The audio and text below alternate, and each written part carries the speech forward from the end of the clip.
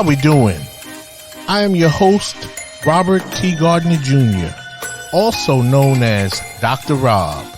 Welcome to Station BOB. And let me tell you a little about thee. I am a kid from a Harlem hood who turned out good. I got educated like I should. Now I know how to help you grow to become the best of your being in life, love, and work. With that said, I am here to provide you with some clarity associated with the perplexity of the challenges in your life, love, and work. So, without further ado, let's get down on it. Enjoy the show.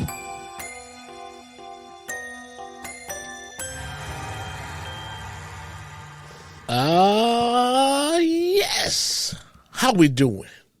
Welcome once again, my friend, to Station BOB, where you listen to learn how to become the best of your being in life, love, and work. And of course, I am your host, Dr. Rob. What's going on? Okay, well, it's a cloudy day on my side of town. We have some rain pummeling the windows here, so we didn't get much snow on the East Coast this winter. But we are getting plenty of warm weather and rain, and I guess that's a good thing. All right, so what's happening? Okay, so I'm hoping all is well on your side of town as it is for me on my side of town. And today I bring you another interesting podcast topic, and that is marriage vows, or should I say the marriage vow, until death do we part. Yes, that is the topic today, to discuss the wedding vow, I should say, the wedding vow, until death do we part. And my position on that, I think that particular vow should be omitted from the standard marital vows. Now, I say standard marital vows because basically nowadays people are pretty much, and in a large part, doing, making their own vows, creating their own vows. But there is still a rather large contingent of people who abide by the standard wedding vows that I'll share with you momentarily. And so never mind all this. Let me just jump right on in and get down on the discussion regarding the wedding vow, until death do we part. Like, wow. Like, what does that even mean? Now, I have to start by saying that a long time ago, when I was about 20 years old, I was the best man in my oldest brother's wedding. And although by that time I had attended a number of weddings, between family members and friends, and however, I had never heard the wedding vows up close like I did when I was the best man in my brother's wedding. And I have to tell you, I was really taken aback when I heard at that time those standard wedding vows. They go something like this. I take you to have and to hold from this day forward, for better or worse, for richer or poorer, in sickness and in health, to love and cherish until death do we part. Now those vows was fine up to that last one, until death do we part. Okay. Because when I heard that particular vow up close as a 20-year-old single young man, who would soon be graduating from college and perhaps one day be looking forward to get married myself, well, I was somewhat taken aback, or AKA blown away. I turned to my brother and I whispered to him, I said, man, do you hear that? And he just smiled, because we were both under the influence of some external substances of which I can't remember. However, with that, I am not sure he either heard the vow or that he even cared about the vow at all. But anywho, the idea that when we marry, we take vows that state, until death do we part. What does that even mean? Let me just say, I know what it means, but what I'm talking about, I'm looking past, what it means, on the surface. I want to look beneath the surface of what that says, or what that means. Does it mean that we stay together no matter what? Whether or not it is a good marriage or bad marriage, depending on your standards of good or what you consider to be a good or bad marriage. You see, I have been married twice, and I'm currently, approximately 17 years in with my second wife or my second marriage. And on the other hand, there's no way I could have stayed married to my first wife until either one of us died. Oh my God.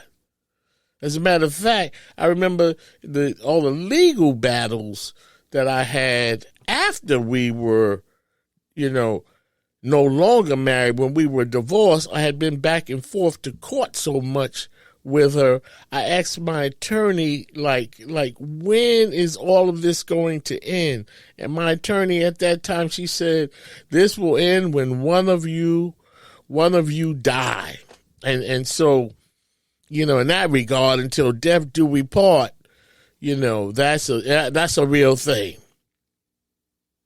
And so, I have to say it was a difficult relationship, and I'll say it like this. Everything that was supposed to be good in that marriage was bad. And all of the bad in that marriage took up most of our time. And that right there says that this could not last a lifetime. Okay. Now, I want to say that without disparaging, the ex. That's not what I'm trying to do here. You see, but when you are committed to a person, that commitment should be with a person that allows you to be committed for a lifetime, because that person, would bring a balance of intelligence, from an intellectual perspective, or just have some good common sense, while at the same time, that person should also have a good level of, emotional intelligence, because the emotional intelligence is that thing that some of us have that allows us to overcome some of life's unforeseen occurrences. And so these are, just two of the qualities or traits of an individual that gives a couple a chance to live out that vow of until death do we part. Think about this. The divorce rate is 40% the first time, 64% the second time, and 71% the third time. There is a large percentage of people who are not abiding by this vow. I just read the stats on divorce regarding marriage. And that is because it is a lot to ask a human being to do, to stay with a person until death do we part. Oh my God. And so, especially if you should marry a person, whose antics or infidelity or abusive tendencies, or just a person with a mere lack of relationship skills, I would have to say it's hard to live up to such an absolute vow that we will be together until death do we part. Now, there are some, from perhaps the traditional marriage vows and have those kind of values, or, they may come with a more religious spin on their life perspective in regard to, their favorable view of the notion that you stay married no matter what until death do you part. But for me, at this point in time, I have seen both sides of marriage, good and bad. And of course, I've done a lot of research on marriages and the people I know and friends and things I see on the news. And for the most part, it looks like there's more bad marriages than good. And so I will be the first to tell you that, it was a very arduous task for me to be in a marriage after taking that vow, to think that I would be in this scenario until I die. No. We got to have some options, okay? And I guess, that is what this discussion is about. Do you stay no matter what? Do you stay for the children? Do you stay because you believe in the vow? Until death do we part? Do you believe in that from a religious perspective? Now, I done just ran off about 4 or 5 things, and not one of them included the love of the other person as the reason that we should stay together. And so in some cases, I am sure, for some, as I said, the answer is probably a combo of all of the reasons, I just gave to stay. But for me, I do not like to be controlled or confined by a person, a religion, or incarceration, or even by enslavement, if you will. And I will find my way out of a marriage that would be spiritually and lovingly contrary to how I would like to live and experience my life. And I hope the same is true for you. And so I just briefly wanted to discuss this topic, to shed some light on this vow and whether or not we should or should not stay together in a marriage with a bad marital partner until you die. Now, let me just point out that I know that the vow does not state whether or not the person is good or bad. But the idea is that you usually find out how bad the other person is in many cases, even if you had like a slight idea about the other person before you married. You will definitely learn who that person is for real after you are married, because that is when it all comes tumbling down. Okay? And so these days, couples are making their own vows more and more. And that may not include the vow, some of these new vows or custom made vows from, each particular couple. Some of these new vows, they don't include that vow until death do we part. But even without the vow, keep in mind that for some people, even without that vow, they plan to stay married and live out that vow, even if it is not stated specifically during the wedding ceremony. So for now, that's all I have to, for you on this topic. I'm going to leave it right there. Yes, I'm going to leave it right there. And I hope you enjoyed our discussion on the wedding vow until death do we part. Thanks again, my friend, for tuning in.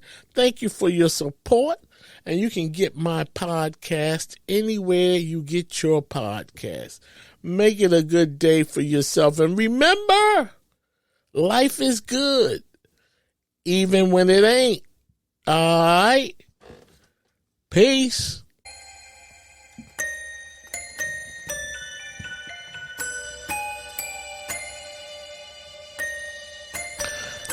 As we wrap up this show, I hope this topic helped you to grow. And now you know a little bit more than you knew before.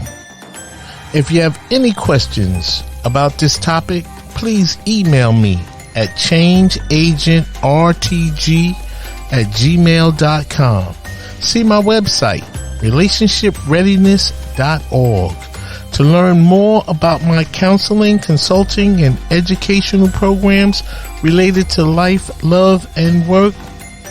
Finally, in the words of the late, great Reverend Dr. Martin Luther King Jr., if I can help somebody as I pass along, if I can cheer somebody with a word or song, if I can show somebody he is traveling wrong, then my living will not be in vain.